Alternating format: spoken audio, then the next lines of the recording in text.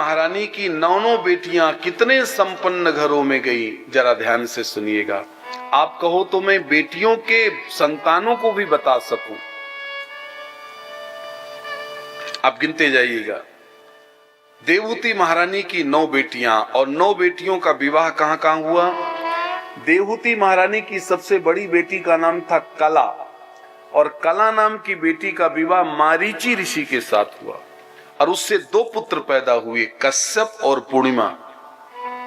देवहूति महारानी की दूसरी बेटी थी अनुसुईया। अनुसुईया का विवाह हमारे चित्रकूट के एक महात्मा थे अत्रि, उनके साथ। आप कभी चित्रकूट गए हो तो एक आश्रम है अनुसुईया आश्रम। बंधु, आज भी अनुसुईया आश्रम में, आज भी अनुसुईया आश्रम में बहुत शांति मिलती है, क्योंकि अत्रि ने वहां तप किया है, और ये अनुसुईया ने ब्रह्मा विष्णु महेश को बालक बनाया है। वो कथा हम नहीं सुना पाएंगे, क्योंकि ये कथाएं लगभग सबको याद रहती हैं। ये कथा कोई बहुत पुरानी कथा नहीं है, बिल्कुल नई कथा है कि माता अनुसुईया ने डाल दियो पालन, 3 देव झूल रहे बनकर लालना। विष्णु दत्तात्रेय के अंश से, ब्रह्मा के अंश से चंद्रदेव, और शंकर जी के अंश से दुर्वासा। देवहूति महारानी की तीसरी बेटी का नाम था श्रद्धा। श्रद्धा का विवाह अंगिरा महात्मा के साथ हुआ।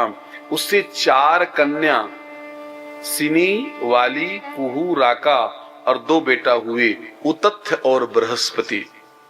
आप बेटियों के बेटे भी गिनते जाइएगा।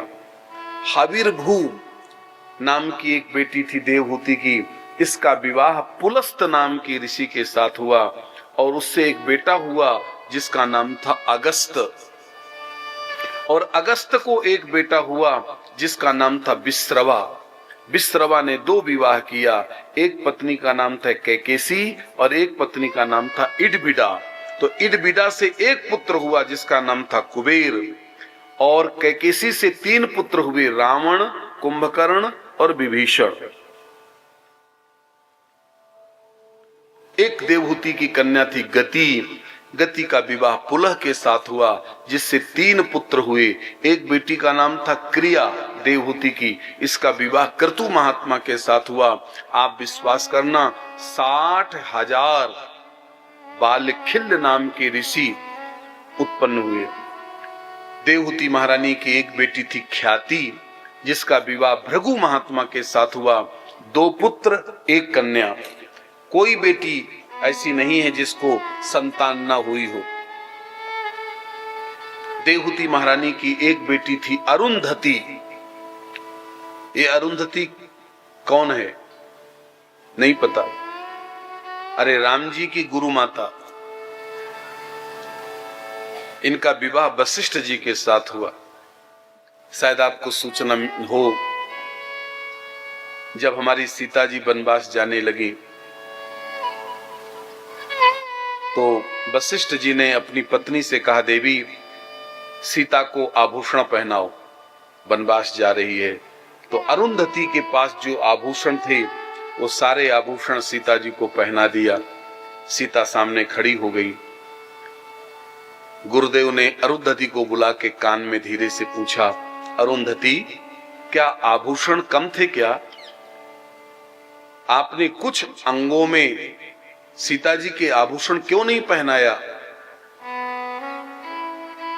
तब अरुंधति ने कहा, हे भगवान, मैंने जान करके सीता जी की कुछ अंगों में आभूषण नहीं पहनाया, क्योंकि मेरी एक बड़ी बहन अनुसुईया चित्रकूट में रह रही है।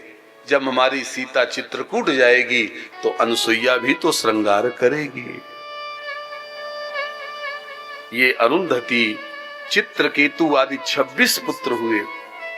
एक बेटी, सबसे छोटी बेटी थी शांति, जिसका विवाह अथर्वा ऋषि के साथ हुआ और दधीच नाम के पुत्र हुए।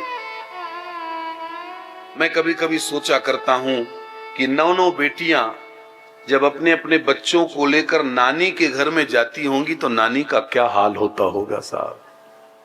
है, मुझे लगता है नानी के पूरे आंगन भर जाते होंगे।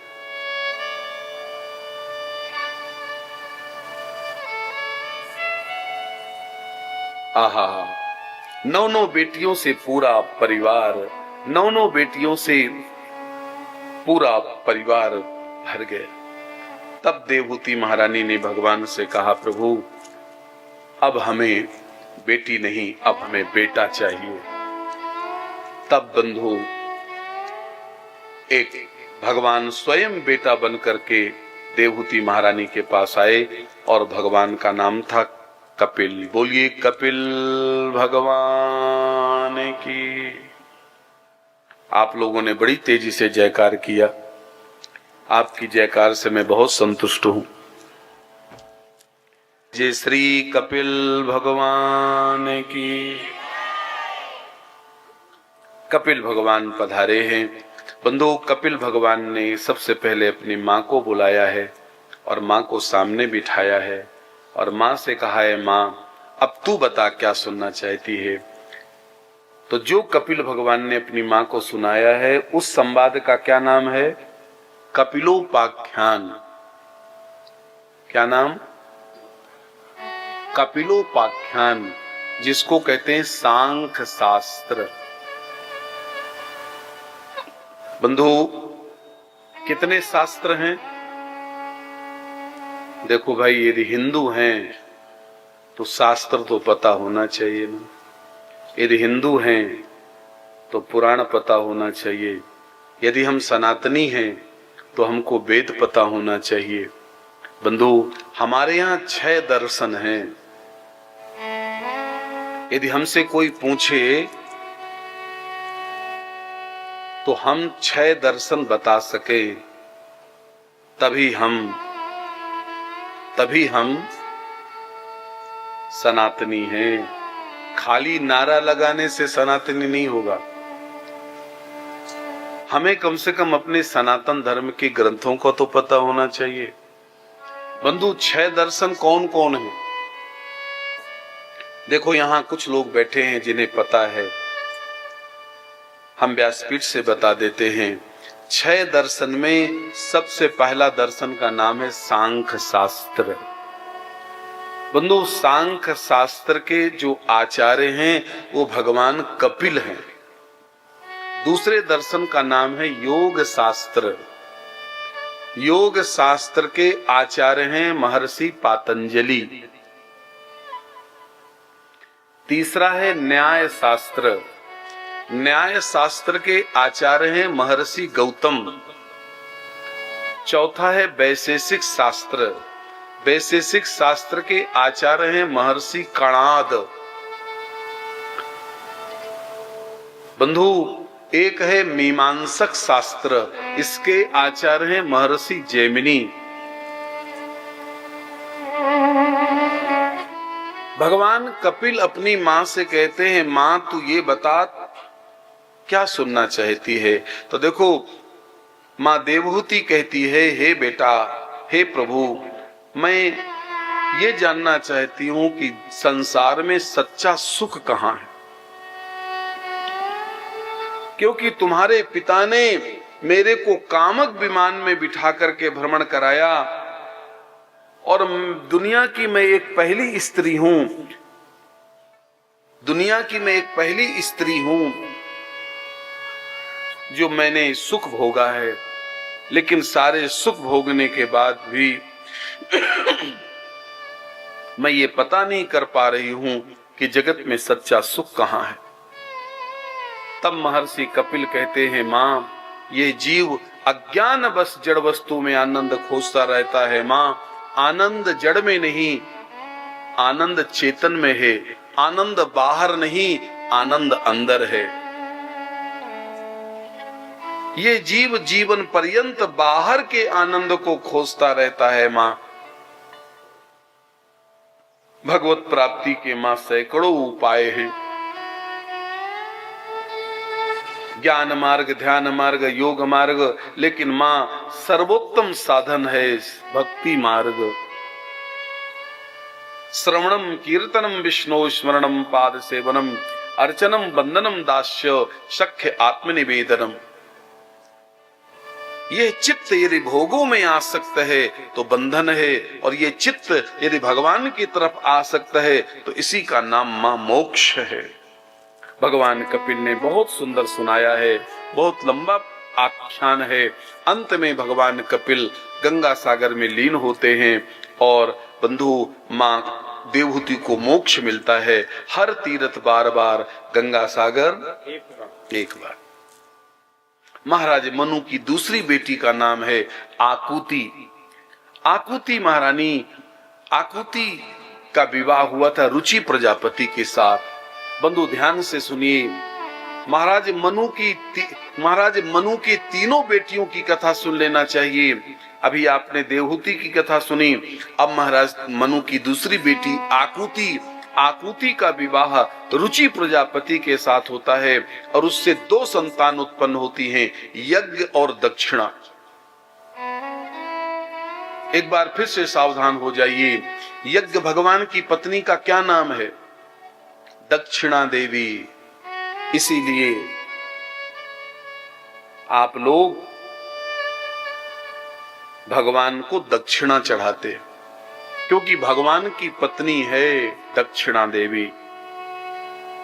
देखो, ये नोट जब तक आपके जेब में था तब तक ये नोट था, रुपया था, लेकिन जब ये भगवान में चढ़ गया तो इसका नाम क्या हो गया? दक्षिणा। इसलिए दक्षिणा को बहुत ही आदर के साथ भगवान को समर्पित करना चाहिए, ऐसे फेंकना नहीं चाहिए। जब कभी दक्षिणा चढ़ाने का मौका मिले तो बड़े आदर के साथ, बड़े सम्मान के साथ भगवान के चरणों में दक्षिणा को समर्पित करना चाहिए। आजकल देखो, पढ़े लिखे लोग लिफाफा के अंदर दक्षिणा रख देते, क्योंकि बहू रानी है ना, इसको लिफाफे के अंदर रखते। वो तो बाद में लिफाफा जब बाद में लोग लिफाफा खोलते हैं तो पता चलता है कि बड़ी वाली बहू रानी है कि छोटी वाली है। अच्छा, लिफाफा में जो भी रखते हैं, आप कभी, हम लोगों का 24 घंटे का काम है। मेरे पास ऐसे लिफाफे बहुत इकट्ठे हैं, कभी चित्रकूट आए ना तो मैं दिखाऊंगा। एक एक लिफाफा की कीमत कम से कम 100 रुपया है। अच्छा, जो लोग लिफाफे में 100 रुपया के लिफाफे में 100 रुपये का लिफाफा, और लिफाफा के अंदर पैसा कितना? 50 रुपया। बहुत अच्छी बात है, लेकिन मेरी आपसे प्रार्थना है, जहां जरूरत हो वो लिफाफा थोड़ा मजबूत करिएगा। लिफाफे के अंदर आप अपना नाम लिख दीजिए। हम आपको सलाह दे रहे हैं, कोई बहुत गरीब हो, बेटी का ब्याह कर रहा हो और आपको बुलाया हो, तो बंधु जब उसके घर में जाइएगा, आप भागवत में मजबूत लिफाफा चढ़ाओ या ना चढ़ाओ, लेकिन जब आप उसके घर में जाइएगा, उसके विवाह में जाइएगा, तब आपका लिफाफा मजबूत होना चाहिए।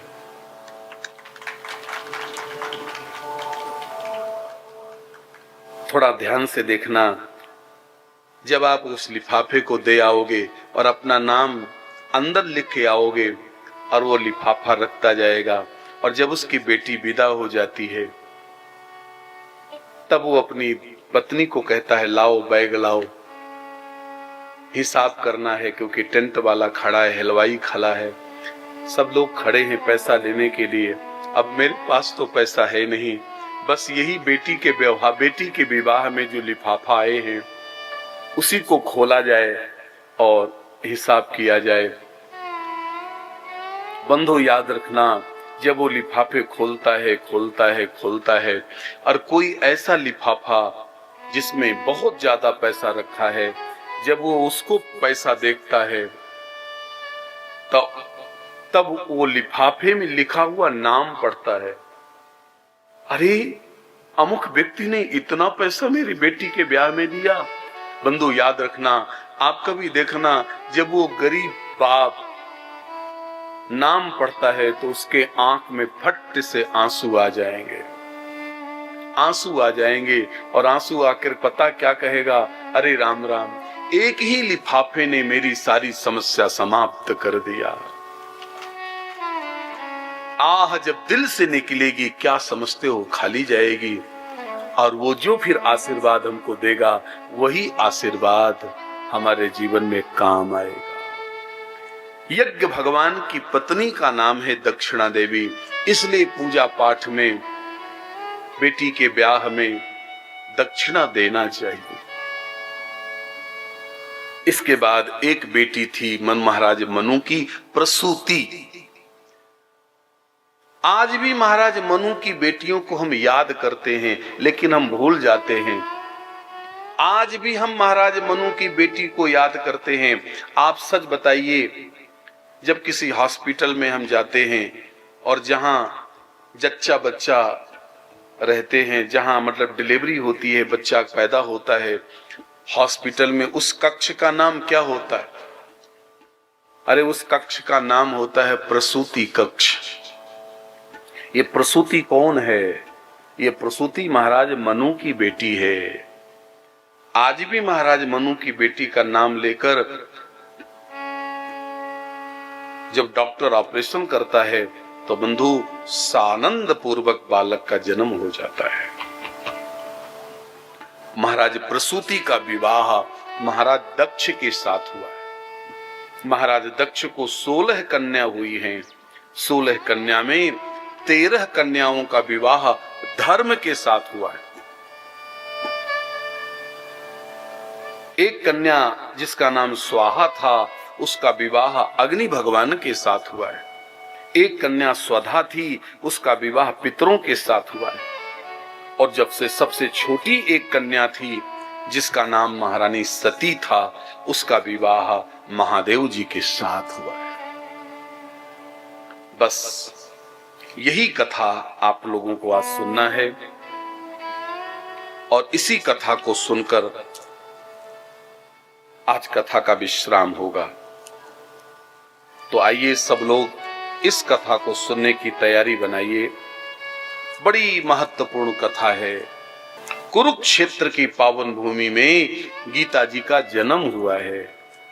भगवान श्री कृष्ण द्वारा अर्जुन को गीता सुनाई गई है। बंधु आओ हम सब महारानी सती की कथा सुनने के लिए तैयार हो जाएं। महारानी सती महारानी सती महादेव जी के साथ रहती हैं। एक दिन महादेव जी की इच्छा हुई कि चलो हम लोग भी कथा सुने। शंकर जी को कथा बहुत पसंद है और हनुमान जी को भी कथा बहुत पसंद है। दो लोगों को कथा बहुत पसंद है, एक शंकर जी को और एक हनुमान जी को। आपकी कथा में हनुमान जी कहीं में कहीं बैठे होंगे। अब किसके बगल में बैठे हैं ये पता नहीं, लेकिन हनुमान जी जरूर हैं। आप कभी देखना, जब कथा शुरू होती है तो हम सबसे पहले क्या कहते हैं? आइए हनुमंत विराजिए। दुनिया का कोई देवी देवता कथा में आए या ना आए, हनुमान जी कथा में जरूर आते हैं। अच्छा, हनुमान जी को कैसे पहचाने कि हमारे बगल में बैठे हैं? हनुमान जी को पहचानने का एक ही तरीका है। हनुमान जी जब भी कथा में बैठते हैं तो वज्रासन में बैठते। ऐसे हनुमान जी की गर्दन रहती है नीचे। जब हनुमान जी कथा सुनते हैं तो आंख बंद कर कथा सुनते। यही पहचान है हनुमान जी की। जब हनुमान जी कथा सुनते हैं तो ऐसे आंख बंद करके, और जब आप कथा सुनते हो तो आंख खोलकर। और जब कथा में बीच में कीर्तन शुरू हो जाता है तो आप आंख बंद कर लेते हो। कीर्तन में आंख बंद हो जाती है। और हनुमान जी क्या करते हैं? हनुमान जी कथा सुनते हैं आंख बंद कर, और जब हनुमान जी कीर्तन करते हैं तो आंख खोल कर देखते हैं कौन कौन कीर्तन कर रहा है, कौन कौन नहीं कर रहा है। बस यही हनुमान जी की पहचान है। बंधु, हनुमान जी कहीं रुकते ही नहीं। अर्जुन को कथा सुना रहे थे गीता, आज गीता जयंती है ना। अर्जुन को भगवान श्री कृष्ण गीता सुना रहे थे, और जब गीता पूरी हो गई तो अर्जुन ने कहा, हे केशव, मैंने गीता सुनी, मुझे बहुत अच्छा लगा। इतना सुनते ही हनुमान जी ध्वजा से नीचे उतरे और भगवान कृष्ण से कहते हैं कि हमने भी गीता सुनी, हमें भी बहुत अच्छा लगा। कन्हैया ने कहा, हनुमान जी तुम कहां बैठ के सुने? हनुमान जी कहते हैं, हम ध्वजा के ऊपर, जो रथ के ऊपर ध्वजा झंडा है, उसी झंडे में बैठकर हमने कथा सुनी।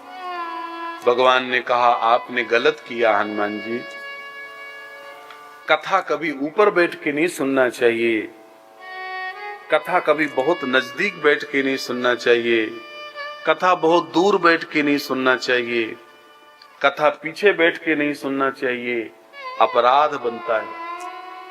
हनुमान जी, आपने गीता जी को मेरे ऊपर बैठ करके सुना, इसलिए आपको अपराध लग गया, जाओ आप पैशाच योनि में चले जाओ। हनुमान जी पैशाच योनि में गए। तब हनुमान जी ने पैशाच भाष्य किया है। और बंधु, भगवान ने कहा है कि कलयुग में जितने भी भूत प्रेत परेशान होंगे, हे हनुमान जी, आप सभी भूत प्रेतों का कल्याण करोगे और मेहंदीपुर बालाजी में आपका स्थान होगा। दुनिया के जितने भी भूत प्रेत सब साहब वहां पहुंचते हैं। हम भी वहां कथा सुना के आए हैं, आपके तो पास में ही है। बहुत ऐसे स्थान है जहां आपके पास में है। बंधु, आपने भी दर्शन किया होगा, हमने भी दर्शन किया है मेहंदीपुर सरकार का, बालाजी सरकार का। हम जब पहली बार दर्शन करने गए हनुमान जी के, तो हनुमान जी की आरती हो रही थी, तो हमारे बगल में एक कोई स्त्री खड़ी थी। बंधु, जैसे ही वो हनुमान जी की आरती शुरू हो गई तो स्त्री हिलने लगी। हमने कहा ये क्या हो गया, पहली बार देखा। तो हम स्त्री के थोड़ा हट करके दूसरी जगह खड़े हो गए, तो दूसरी स्त्री वो भी हिलने लगी। हमने कहा इनको भी लगता है कोई आ गया। तीसरी जगह खड़े हुए तो वो भी हिलने लगी। अब हमको ऐसा लगने लगा कि अब हम भी हिल रहे हैं। अच्छा, मैंने मेहंदीपुर बालाजी में देखा ज्यादातर आप ही लोग हिलते हो, पुरुष नहीं वहां दिखा, बहुत कम पुरुष। बंधु, विचार करिए ऐसा क्यों? हम बहुत गलती कर लेते हैं, इसलिए ऐसा होता है। कभी भी स्त्री को, बेटी बहन को, बंधु, रात्रि को बाहर नहीं निकलना चाहिए, और वो भी सुगंधी लगाकर। जब हम सुगंधी लगाकर बाहर निकलते हैं, बाल खोलकर निकलते हैं, तो भी दूषित हवाएं हम पर प्रभाव कर जाती। यही कारण है, ये दूषित हवाओं के आने से फिर हम लोग परेशान हो जाते हैं। जूठा मुंह होगा तो दूषित हवा प्रभाव करेगी, इसलिए कभी भी जूठा मुंह नहीं होना चाहिए। जूठा मुंह समझ गए ना आप? हमने कुछ खाया और पानी नहीं पिया, और आपने कुछ खाया और पानी नहीं पिया, याद रखना 1 सेकंड लगता है दूषित हवाओं को आने में। और कोई हवा चली और आपने जूठा आपको देखा तो वो हवा आप पर प्रभाव, फिर हम हिलेंगे, हमारे माता पिता परेशान होंगे। इसलिए कभी भी ज्यादा बाल नहीं खोलना चाहिए। कभी जूठा मुंह नहीं रहना चाहिए, कभी अशुद्धि नहीं होनी चाहिए, नहीं तो ये दूषित हवाएं हम पर प्रभाव करेंगी।